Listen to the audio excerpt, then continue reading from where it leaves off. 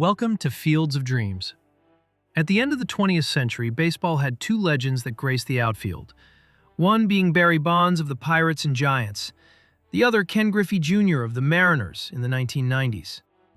Barry Bonds is the son of Giants all-star right fielder Bobby Bonds, and his godfather is the legendary Willie Mays. Barry Bonds starred at Arizona State, where he was drafted in the first round in the 1985 draft. Ken Griffey Jr. is the prep star at Muller High, and he was drafted number 1 overall in the 1987 draft. Griffey Jr.'s grandfather played with Stan Musial in high school in the late 30s. He also has the same birthday and birthplace as Stan Musial. He is the son of Ken Griffey Sr., who also was an all-star major leaguer. We will briefly look at Bonds from 1986 to 1998, and Griffey Jr. from 1989 to 1999. Bonds was drafted by the Pirates, where he was a leadoff hitter his first 4 seasons. In those seasons, he would lead leadoff hitters with home runs, but didn't drive in that many runs. Despite the lack of run production, Bonds finished in the top 10 in WAR the last 3 seasons of the 1980s. In my opinion, had he been placed in between Bonilla and Van Slyke, he would have driven in more runs and probably had the highest WAR. In 1989, Ken Griffey Jr. had a great rookie season, finishing 3rd in Rookie of the Year. He hit a home run in his first at-bat in the Kingdom. The next year, in 1990, Griffey Jr. would play with his father, Griffey Sr., and they had magical moments, like going back-to-back in the same innings. I don't think we will ever see that again. Starting in 1990, Leland finally moved Bonds down the lineup to the 5-hole, and that's when he started winning MVPs and leading the National League in WAR. Bonds would win the MVP in 1990 and 1992 with the Pirates, and he should have won one in 1991 when he led the National League in wins above replacement and led the Pirates to a NL East crown. With contract disputes and other issues, Bonds desired to go back home to the Bay Area in California, where he was raised, and where his father and godfather played. Leland was a great manager for Bonds, as they would win 3 divisional titles. With the Pirates, Bonds would start winning Gold Glove awards as a great defensive left fielder, and he would start off with his first 2 30-30 seasons with the Pirates. By 1990, Griffey Jr. had garnered the nickname The Kid. He was becoming very popular despite playing on the west coast of Seattle. His Upper Deck rookie card was drawing comparisons to Mickey Mantle's rookie card in popularity. Griffey Jr. becomes an all-star at the age of 20 and remained one each season in the decade. And just like his father, Jr. became an All-Star Game MVP in 1992. Jr. also became a Gold Glove winner in 1990 and likewise remained one each season of the 1990s. Fans were amazed by his acrobatic catches in center field, as Baseball Tonight and SportsCenter would showcase his highlights. Griffey was in a great spot, hitting in between Edgar Martinez and Jay Buhner. He also is lucky to have one of the best pitchers on his team as well, being Randy Johnson. By the mid-1990s, baseball kept heating up. Bonds was able to go home and play for the Giants and live out another dream. He would play at the highest level while his father was the hitting coach. Both his father and godfather, Willie Mays, would challenge him while he played. By 1993, Bonds would win his 3rd MVP award in 4 seasons, but was again stymied by the Braves with their Hall of Fame pitchers. Griffey would reach new heights as well, hitting over 45 home runs. The next season, in 1994, was going to be a magical year, as Bonds had 37 home runs with 29 stolen bases, as he was slated to get his first 40-40 season, while Griffey Jr. had 40 home runs with a month and a half to go in the season. But the strike happened. Perhaps both men would have reached their goals if the season didn't end with a strike. Who knows? The next season, Bonds would lead the league in WAR again, as he would 7 seasons out of the 10 during the decade. Griffey unfortunately broke his wrist while slamming in the wall earlier in the year, and missed most of the seasons. But boy, did he return with vengeance on the Yankees in the playoffs. He was a Yankee killer. The popularity would continue with Griffey's shoe contract with Nike, as well as a video game named after him. From 1996 to 1999, more magic continued for both men. In 1996, Bonds would finally reach his first 40-40 season. In 1997, Bonds hit 40 home runs again and led the Giants to first place. Bonds felt he could have won the MVP in either season. In 1996, the voters gave the award to Caminiti, whose Padres ended up in first place even though Bonds had better numbers, and then they switched up and gave it to Larry Walker, the 1997 season when the Giants finished in first. In 1998, Bonds would have another amazing season, winning his 8th Gold Glove and leading the National League in WAR. Bonds would finally reach the 400-homer, 400-steal mark, in which he still is the only member.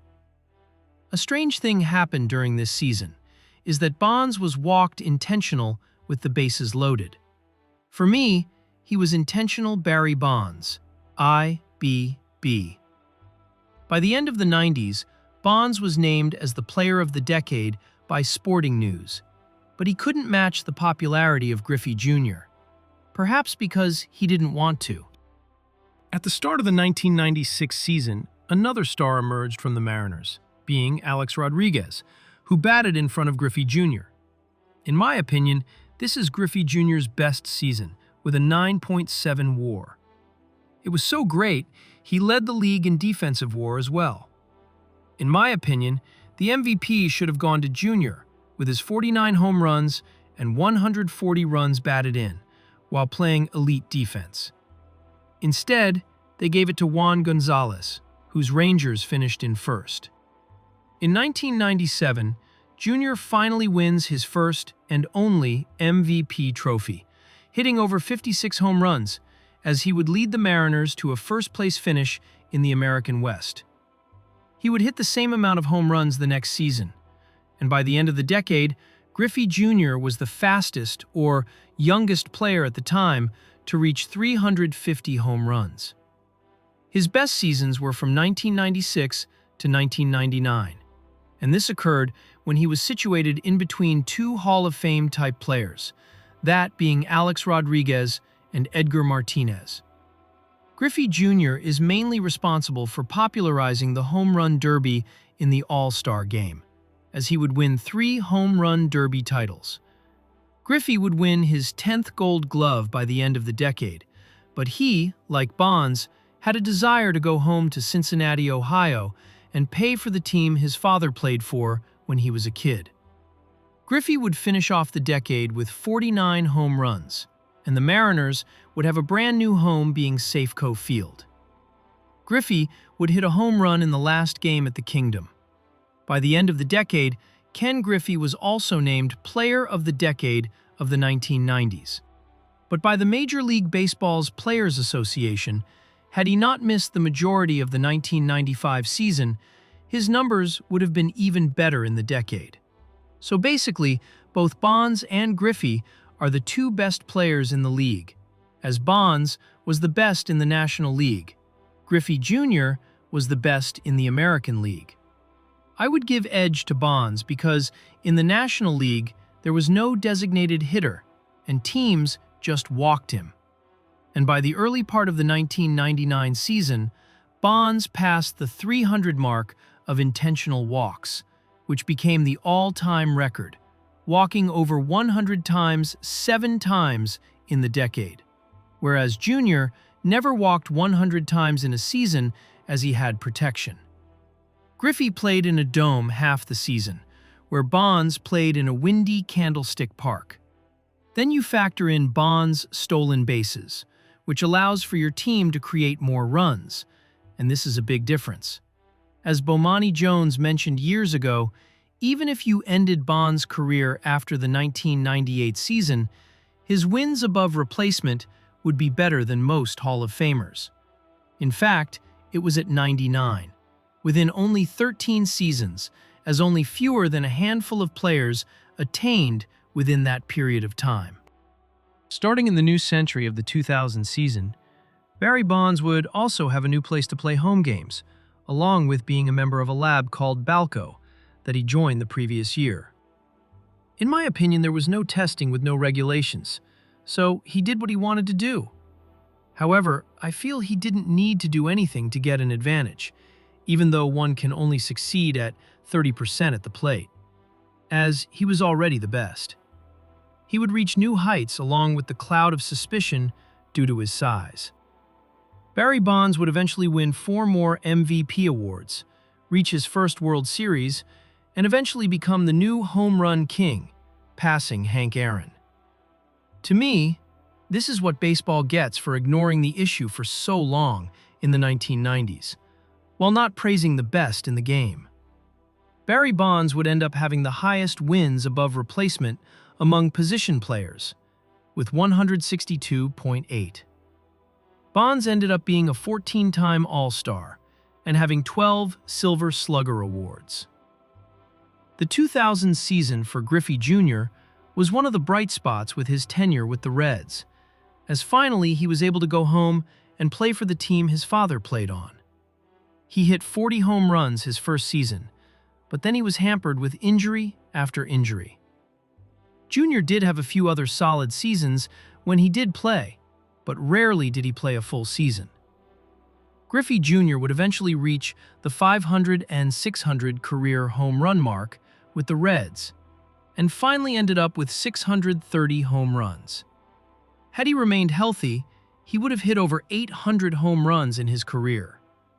Griffey Jr. was a 13-time All-Star and a 7-time Silver Slugger. Can you imagine if he and A-Rod had just stayed a Mariner with Ichiro coming in?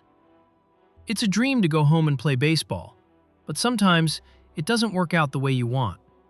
Still, what an amazing career, and he has nothing but the highest honor. In conclusion, 2 great players that were taught well by their fathers.